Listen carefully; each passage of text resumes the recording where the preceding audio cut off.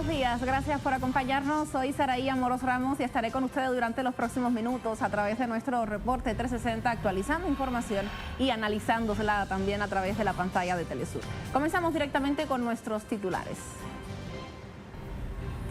Las autoridades rusas levantaron este lunes el régimen de operaciones antiterroristas impuesto el 24 de junio en Moscú tras el intento de amotinamiento del grupo militar Wagner.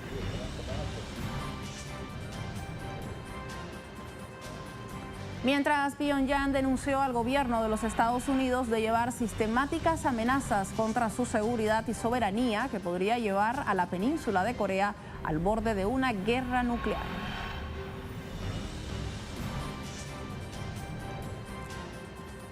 También estaremos en Arabia Saudita. Más de 2 millones de musulmanes iniciaron la peregrinación del Hajj y con ello esperan que este año rompa el récord de asistencia.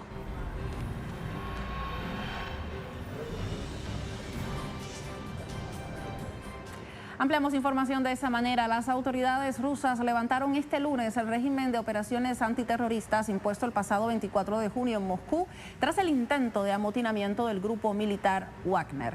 De acuerdo con el Comité Nacional Antiterrorista, la medida de excepción se cancela a partir de las 9 de la mañana hora local de este lunes 26 de junio, tras considerar que no hay peligro para la vida, la salud, la propiedad y demás intereses legales de los ciudadanos, ya que la situación en la región de Moscú es estable en este momento.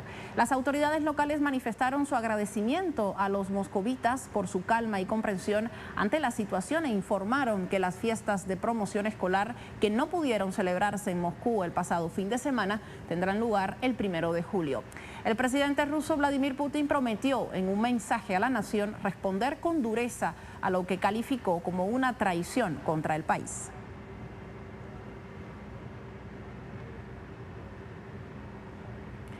Por su parte, el ministro de Defensa de Rusia, Sergei Shoigu, ha inspeccionado este lunes un puesto de control de mando de una de las unidades de la agrupación occidental en las áreas del operativo militar especial.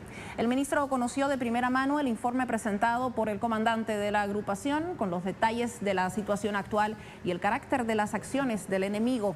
La llamada contraofensiva ucraniana ha sido desestimada por el Ministerio de la Defensa desde su inicio.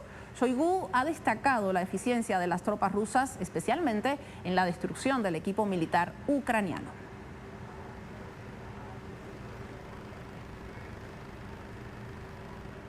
Seguimos hablando de Ucrania. Más de 11.000 británicos firmaron una petición para convocar a un referéndum con el fin de dejar de apoyar militarmente a Ucrania. Esta iniciativa espera que el gobierno británico cambie su política y ponga fin a las sanciones económicas contra Rusia y al envío de miles de millones en armas a Ucrania, que resulta contraproducente para Reino Unido. Asimismo, acusan a las autoridades de intervenir a favor de un bando en el conflicto de Ucrania, decisión que ha hecho sufrir enormes consecuencias económicas a sus ciudadanos. Ahora solo les resta esperar una respuesta oficial del gobierno, un privilegio que tienen las misivas con más de 10.000 firmas de respaldo.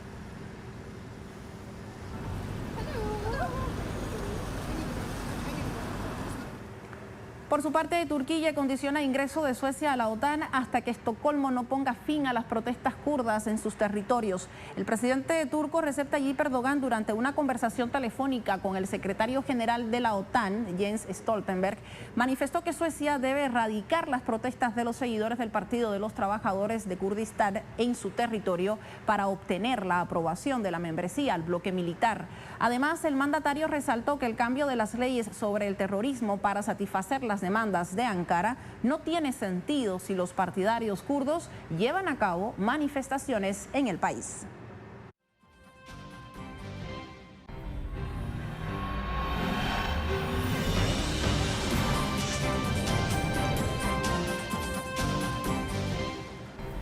Iniciamos con nuestros breves 360 a través de diferentes portales. Conocemos información actualizada. Comenzamos con nuestra casa. Acá Telesur les muestra colisión de autobuses en Pakistán. Deja al menos 10 muertos. Ampliamos información sobre este artículo.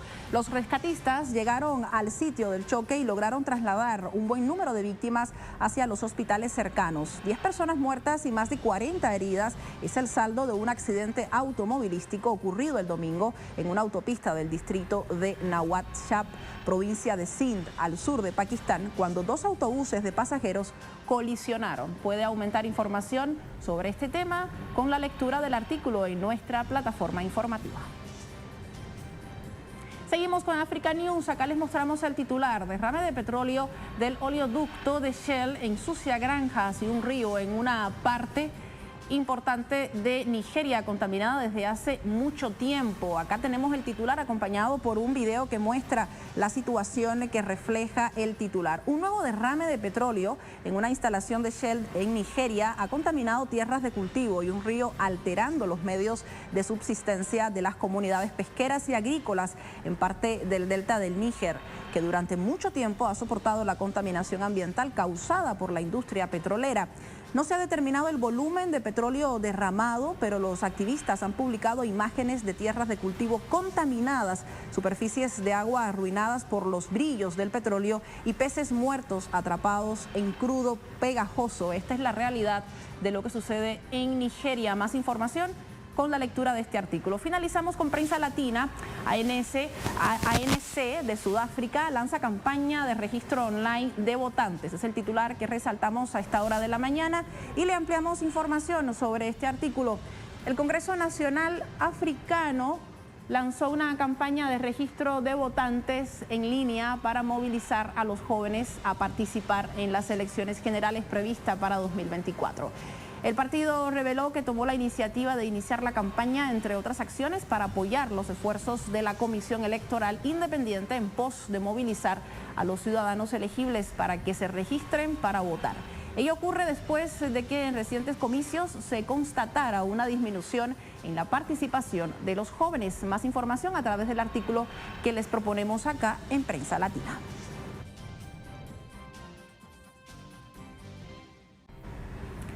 Al regreso de nuestra primera pausa, les estaremos dando detalles y analizando además el tema siguiente. Pyongyang denunció al gobierno de los Estados Unidos de llevar sistemáticas amenazas contra su seguridad y soberanía que podrían llevar a la península de Corea al borde de una guerra nuclear. ¿Qué sucede? Los detalles, el porqué. A la vuelta en nuestro reporte 360.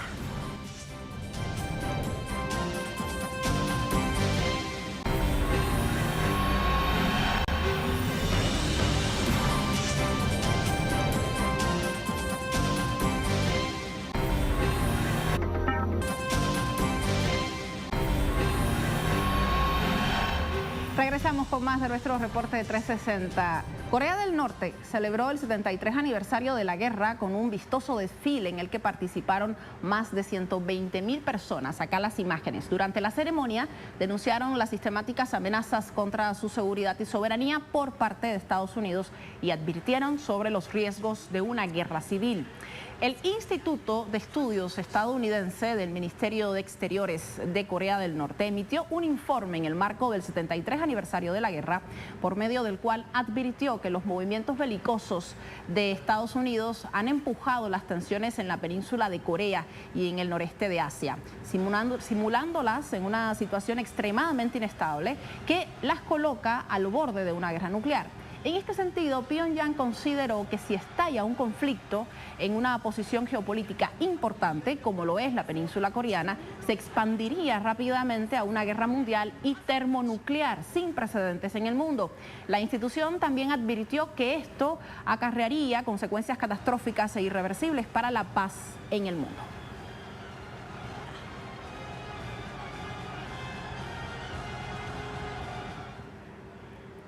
Analizamos este tema y lo hacemos gracias a la presencia de Iñaki Gil de San Vicente, intelectual vasco y analista internacional, quien nos acompaña esta mañana y a quien le damos los buenos días. Muchas gracias, Iñaki, por acompañarnos. Le recibo con la primera consulta. Sabemos que desde mediados del siglo XIX hay un marcado interés de Estados Unidos sobre Corea del Sur. ¿Tiene que ver con qué elementos? ¿Cuáles son los intereses que desde muchos años atrás, no es un interés actual, marcan la presencia constante de Estados Unidos en Corea del Sur y al mismo tiempo su expansión, evidentemente, con las actividades bélicas de inteligencia también en la península coreana. Le escuchamos.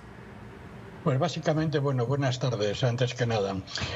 Básicamente ha sido un interés histórico que tiene dos objetivos. Uno, convertir a Corea del Sur, pero también a Corea del Norte, en una base militar muy estable, muy sólida, aparte de saquearla económicamente, de controlarla política y culturalmente, etcétera, convertirla en una base militar y económica, como he dicho, muy estable. ¿Por qué? Porque Corea tiene dos ventajas. Una, permite un acceso directo a China, por un lado, y luego eso se demostraría a lo largo de todo el siglo XX, permite un acceso directo a China, pero también es un acceso directo muy próximo, entonces era un acceso directo muy próximo a Japón. Recordemos que hacia 1860 aproximadamente, en esa década, la Marina de Guerra norteamericana humilló a Japón, no solamente presionó a Corea, humilló a Japón y le exigió a Japón prácticamente abrir las fronteras económicas a la penetración de productos norteamericanos, ¿no? Era una política general y Estados Unidos necesitaba una base militar. Esa base militar la tenía en Filipinas también, pero esa base militar la tuvo en Filipinas un poco más tarde, pero la de Corea la ambicionó un poco antes. Eso, digamos, desde mediados del siglo XIX. A finales del siglo XIX, y para ser muy rápido, están las famosas declaraciones del presidente norteamericano McKinsey, que dijo que la providencia había designado a Estados Unidos para ser, digamos, la salvaguarda o ser la defensora de Occidente, y definía varios países, y entre ellos, esto fue hacia 1896, 1897, por esa época entre ellos definió a China. Ya para entonces Estados Unidos tenía como objetivo controlar China, y para el control de China, como he dicho, es muy importante el control de Corea, el control de Taiwán y el control de Japón. Pero lo de Corea tenía, como digo, esa doble tarea, que está directamente, fronterizamente, pues en 1 milímetro de distancia con China, y luego está muy cerca, de Japón. Y claro, Estados Unidos no podía pasar, no podía permitir que esa ventaja geoestratégica y militar se le escapara de las manos, porque Filipinas, que era la otra base que luego conquistó a finales del siglo XIX, está relativamente lejos. Iñaki, una consulta que también se desliga de lo que nos está comentando tiene que ver con el ámbito armamentístico, tanto desde el conflicto entre Rusia y Ucrania y todo el apoyo armamentístico que recibe Ucrania desde Occidente y fundamentalmente desde Estados Unidos, y con las constantes denuncias que Rusia ha hecho en relación con producto nuclear en este país, por un lado, y por otro lado también tenemos un posible estallido de una guerra nuclear en la península de Corea. El objetivo de Estados Unidos es continuar, argumentando diversos temas desde el ámbito de la seguridad, de la libertad, una posible guerra futura, es decir, su estrategia es estallar espacios violentos bélicos de guerra en los espacios que quiere dominar, por ejemplo, a diferencia de lo que propone Rusia o China, a través del diálogo, a través de propuestas para lograr un espacio de estabilidad, de paz en este territorio. ¿Cuál usted cree que sea la estrategia que está utilizando Estados Unidos con estos constantes espacios de entrenamiento, inteligencia y amenazas directas hacia Corea del Norte? Bueno, Corea del Norte tiene un papel clave, como estamos diciendo, en toda la doctrina norteamericana, implementada pues básicamente desde el año 1914, también desde antes, pero ya desde el año 1914, antes de que estallara la Primera Guerra Mundial, el Departamento de Estado, el Departamento de Gobierno, el Departamento de Estado de Estados Unidos había definido que esa doctrina le llevaba a apoderarse, a balcanizar Rusia y a extenderse hasta China. Como hemos comentado, venía de antes, pero en el año 1914 fue su oficialización, ¿no? Dentro de esta oficialización había también otro componente, y es que toda la doctrina militar y económica norteamericana, y por tanto todos los sistemas militares estratégicos, logísticos, de bases aéreas, bases militares, han pasado por hacer un cinturón que controlen todo Eurasia. Prácticamente desde el norte, desde en estos momentos ya de una forma clara el Mar del Norte, donde está Finlandia, Suecia, etcétera, Noruega, hasta bajando por el Báltico, Polonia, Ucrania, Rumania, el Mar Negro, luego pasando hacia Caucasia, luego pasando por Turquía, luego llegando hacia la India, Pakistán, Afganistán, etcétera, y luego extendiéndose por el Nepal y continuando por el Tíbet hasta China, y ahí es donde aparece Corea. En toda esta dinámica lo que se trata es de hacer un control absoluto de todo Eurasia. Eso es una doctrina, como digo, muy antigua. En esta doctrina se ha ido perfilando y se ha ido amontonando. Tenemos un caso muy claro. El presidente Obama ya dijo en el año 2016, Obama, el Premio Nobel de la Paz, dijo que el 60% de la flota norteamericana y de la base aérea, el potencial aéreo norteamericano, tenía que estar rodeando a China, el 60%, ¿no? Y a partir de ahí han continuado en esta dinámica, ¿eh? Luego sabemos, en el año 21, por ejemplo, en 2021 se hizo el famoso AUKUS, el acuerdo nada menos que entre Gran Bretaña, Estados Unidos y Australia. Pero luego eso no se ha detenido ahí. Este acuerdo ha ido avanzando. Por ejemplo, a mediados de abril de este año se llegó a un acuerdo directo entre Corea y Estados Unidos, convenientemente denunciado. A mediados de mayo ese acuerdo fue extendido entre Corea del Sur y Estados Unidos, fue extendido a Japón. O sea, ya no solamente tenemos el AUKUS entre Estados Unidos, Gran Bretaña y Australia, ahora tenemos ya un acuerdo primero entre Corea del Sur y Estados Unidos en abril, luego tenemos en mayo un acuerdo entre Corea del Sur, Estados Unidos y Japón. Esto es muy, muy grave ya, porque va con una... Y también tenemos otro dato, y perdonar que me detenga un poquito. Dos barcos, los mejores barcos de guerra de Alemania, fueron hace cosa de un mes a dar una vuelta por todo el Mediterráneo, por el canal de Suez, subieron por el Indo-Pacífico y se acercaron al estrecho de Malaca. ¿Qué hace Alemania allí? ¿Qué hace Alemania en el estrecho de Malaca enviando sus dos mejores barcos de guerra? Sabemos que están los barcos de guerra británicos, los norteamericanos, los australianos, los franceses, etcétera, etcétera. Pero ¿qué hace Alemania allí? ¿Recordar las viejas colonias que tenía antes de 1914? Bueno, pues al final, el último viaje, y ya concluyo con esto, el último viaje que ha hecho Blinken a China en este último mes de junio, una de las cosas que ha tratado Blinken con China van directamente relacionadas con Corea del Norte y con Corea del Sur. Yo cuando hablo de Corea me refiero a la Corea unificada, que para mí solamente es Corea del Norte, como potencia soberana que era y que es, y por ahí precisamente la injusticia que supone arrancar al pueblo de Corea, arrancar la parte sur, ¿no? Bien. Blinken planteó directamente en China que si China no controlaba, no frenaba y no paraba la producción de autodefensa, el derecho que tiene Corea del Norte, Corea, a defenderse del imperialismo, Estados Unidos, junto con sus aliados, podría tomar medidas militares. Esto lo ha dicho Blinken hace poco, hace cosa de 10 días, convenientemente y necesariamente. Corea ya salió y criticó lo mismo que China, ¿no?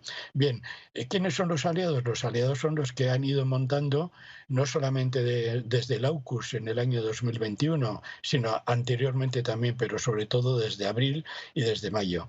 Corea del Sur, la Corea imperialista, Japón, Australia, y también esos barcos alemanes que han aparecido después de dar un rodeo impresionante, han aparecido en todo el Indo-Pacífico, ¿no? La Corea soberana ha denunciado todo esto, pero a Estados Unidos eso le importa un pepino. A Estados Unidos está siguiendo, como he dicho, la doctrina que decidió oficialmente en el año 1916. Debemos saber que una cosa es la doctrina, toda doctrina exige un sistema. Todo sistema exige unas estrategias y todas las estrategias exigen diversas tácticas, ¿no? Pero la doctrina es apoderarse de Eurasia. Para eso tenemos la guerra contra Rusia en Ucrania, tenemos la guerra contra Corea, en estos momentos la tensión contra Corea, tenemos la provocación de la guerra en Taiwán, tenemos la provocación de la guerra contra China en los mares del norte del Pacífico, etcétera, etcétera.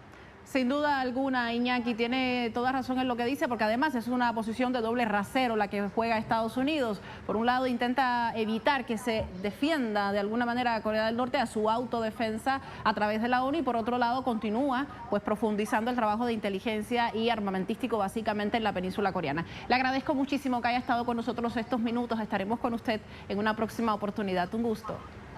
Un gusto, eskerrik asko zuei. Agur. Muchísimas gracias. Seguimos con más información, lo hacemos también desde Europa y lo hacemos directamente hablando sobre los activistas de la caravana abriendo frontera a través de una marcha este lunes para pedir justicia, verdad y reparación en el aniversario de la mayor tragedia migratoria en una frontera española. Vamos a conocer los detalles desde Madrid con nuestro corresponsal Sergio Rodrigo. Con los detalles, adelante. Muy buenos días y un saludo muy fuerte a toda la audiencia de Telesur. Estamos frente a las instalaciones de la fábrica europea, la mayor fábrica europea de concertina, es decir, de cuchillas de frontera que se han desplegado por todo el territorio europeo. Hasta aquí más de 200 activistas pertenecientes a la caravana Abriendo Frontera se han desplazado para denunciar el sufrimiento que provocan estas cuchillas contra las personas migrantes, principalmente en las fronteras. Como pueden comprobar, en estos momentos son muchos todavía los que están a puertas de estas instalaciones comerciales. Es el mayor fabricante de concertinas de toda Europa. Sus cuchillas se han desplegado por todo el territorio de la Unión Europea, principalmente en la frontera de Melilla, de donde han llegado estos activistas, en la que han pedido justicia y reparación para los más de 30 fallecidos y más de 70 desaparecidos en la crisis de Melilla, en la que se cumple ahora un año y en la que esta caravana de Abriendo Fronteras tratan de visibilizar en un recorrido que hace desde Melilla, pasando por la frontera sur en Andalucía, hasta llegar a las costas del Levante del Estado español. Gracias, Sergio, por tu reporte. Seguimos con más. En Arabia Saudita, más de 2 millones de musulmanes iniciaron la peregrinación del Hajj. Con ello esperan además que este año rompa el récord de asistencia. Multitudes de musulmanes vestidos con túnicas blancas realizan el rito del tawaf, que consiste en dar vueltas a la Kaaba, y lo hacen específicamente en la estructura cúbica en el epicentro del lugar más sagrado del Islam, ubicado en la ciudad saudí de la Meca. El ritual islámico es obligatorio para todo musulmán adulto, sano, que tenga los medios económicos para participar, formando uno de los 5 pilares de la religión. El Hajj comenzó el domingo temprano con el tawaf, la circunvalación de la Kaaba, y la gran estructura cúbica recubierta de negro con bordes dorados, hacia la cual millones de musulmanes rezan a diario. Recibirán a todos aquellos que formen parte de este ciclo tradicional y religioso. Que cuesta al menos $5.000 por persona. Así despedimos nuestro reporte de 360. Siempre es un gusto acompañarle en nombre del equipo que se encuentra tras cámara y mi persona. Recuerde que puede encontrar más información a través de nuestras plataformas digitales. Soy Saraí Amoros Ramos. Hasta la próxima.